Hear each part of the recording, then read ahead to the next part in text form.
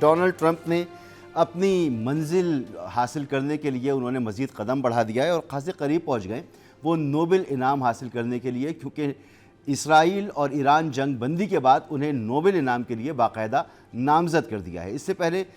پاکستان انہیں باقاعدہ نوبل انعام کے لیے نامزد کرنے کی سفارش کر چکا ہے، اور پاکستان انڈیا جنگ میں جو سیز فائر تھا اس کے لیے بہرحال یہ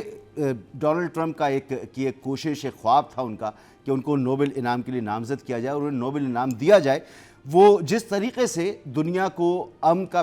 پیغام دینا چاہتے ہیں یا دنیا کو امن کا گہوارہ بنانا چاہتے ہیں، ذرا اس کو سمجھنا بڑا مشکل ہے۔ آج ان کے نائب جے ڈی وینس نے ان کا ڈاکٹرائن بیان کیا ہے اور انہوں نے کہا کہ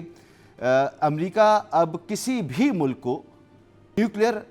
ہتھیار بنانے کی اجازت نہیں دے گا، اور اگر کوئی ملک ایسا کرنا چاہے گا تو امریکہ اس پر اٹیک کر دے گا۔ تو دنیا میں چودھری کا کردار جو ہے وہ امریکہ ادا کرتا رہا ہے، لیکن ڈونلڈ ٹرمپ اسے بہت زیادہ آگے بڑھا کر اور اب ادا کرنے کی کوشش کریں۔ یعنی اگر ڈونلڈ ٹرمپ کو اب یہ فیصلہ کرنا ہے کہ کون سا ملک جوہری توانائی حاصل کرے گا یا یورینیم کس حد تک افزودہ کرے گا یا وہ ہتھیار بنائے گا یا نہیں بنائے گا، تو اقوام متحدہ کا کیا کام ہے اور اقوام متحدہ کے ماتحت ادارہ IAEA اس کا کیا کردار ہے، تو یہ کئی سوالات ہیں۔ اب ایران اسرائیل جنگ جس پر انہیں نامزد کیا گیا ہے امن انعام کے لیے، مقصد تو یہ تھا کہ ایران میں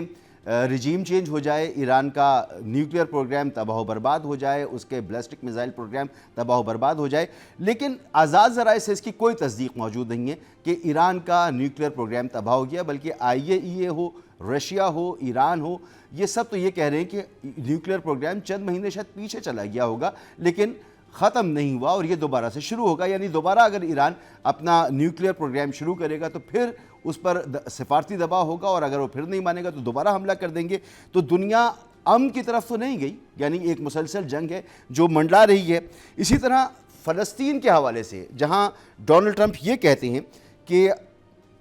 بڑی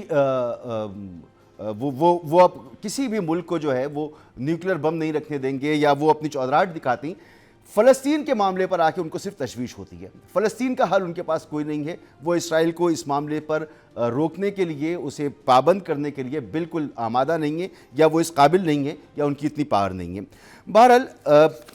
ایران اور اسرائیل کی جو جنگ تھی، اب یہ کس طرح کی جنگ تھی اس کے حوالے سے خود ڈونلڈ ٹرمپ صاحب کہہ رہے ہیں کہ اسرائیل کو بہت مار پڑی ہے، اگر مار نہیں پڑتی تو یہ جنگ ختم نہ ہوتی شاید۔ تو اگر مار نہ پڑتی ایران کی طرف سے اسرائیل کو تو شاید جنگ اس طریقے سے ختم بھی نہ ہوتی جس طرح سے ہوئی۔ تو اس میں ایران کا جو ہے وہ کردار ہے، ایران کی قوت تھی جس نے جنگ کو روکا ہے۔ پھر جو ڈونلڈ ٹرمپ صاحب کہہ رہے ہیں کہ اسرائیل اور امریکہ نے مل کر ایران کا جوہری پروگرام ختم کر دیا، خود امریکی میڈیا اس کی نفی کر رہا ہے اور ڈونلڈ ٹرمپ اس کو برا بھلا کہہ رہے ہیں۔ تو امریکی صدر جس کو اپنی وکٹری کہہ رہے ہیں، ان کا اپنا میڈیا، ان کا نیم سرکاری میڈیا CNN، ان کا دیگر میڈیا وہ نہیں مان رہا، تو دنیا کیا مانے گی؟